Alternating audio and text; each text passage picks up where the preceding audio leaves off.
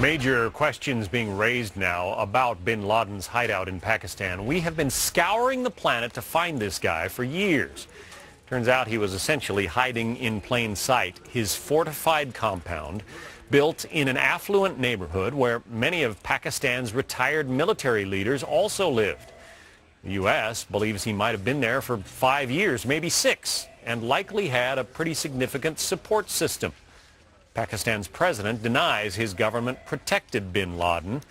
Let's talk about it with Republican Congressman Mike Rogers of Michigan, chairman of the Intelligence Committee. And before we get to that, I want to ask you about the weekend, Congressman Rogers. Obviously, as chairman of Intelligence, you were briefed about this raid going down. It must have been a very excruciating time period for you.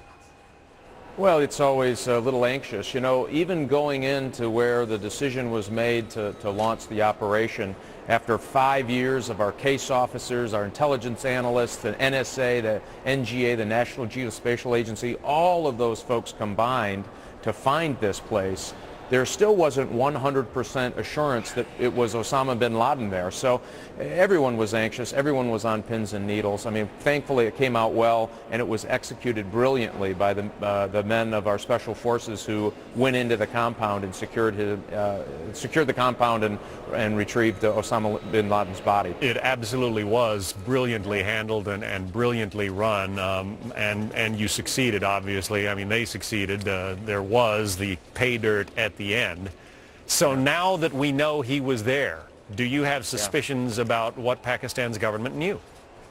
Well, and I can give you a little bit of news here. Just very recently went over some new information coming out, and it leads me to believe that they did not know he was there. I feel with a high degree of confidence that they didn't know. The people who were in authority, the people who should have known if he was going to be protected at that level, didn't know.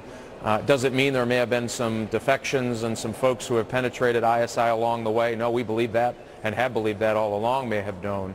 But I think the government itself and the large apparatus of the ISI, I just don't believe, from what I've seen today, that they in fact knew that he was there. I do believe it was a failure on their part, and clearly an embarrassing one. The ISI being Pakistan's intelligence service. President Ali Zardari wrote an op-ed piece that you probably saw in today's Washington Post and said, hey, you know, we've been victims of bin Laden's terrorism. My own wife, the former Prime Minister Benazir Bhutto, was a victim of an Osama bin Laden style plot. Did he make a good case in your view? Well, I mean, the Haqqani network was responsible, we think, for that assassination attempt that has allegiances to al-Qaeda, but I wouldn't say are really al-Qaeda. But those were the kinds of things that finally got the Pakistanis to come around and cooperate with us. Listen, their national interests may not always intersect with the United States, so we have this strange relationship. They help us at times, and sometimes they frustrate us greatly about what they won't do, or maybe in some cases, some folks who have been penetrated by sympathizers give up to the bad guys about what we're doing, which is one of the reasons I think we had to make the decision to go in unilaterally by ourselves and take care of this serious problem. But as I said, we still have some questions to ask, but with the information I've seen today, it surely didn't look and appear to me that they knew he was there. We talked earlier about whether there is information in that compound that the CIA is now going over that might lead to others in al-Qaeda. Very quickly, let's say we found out the location of Ayman al-Zawahiri, his number 2. Would you advocate letting the Pakistani government know this time about his location?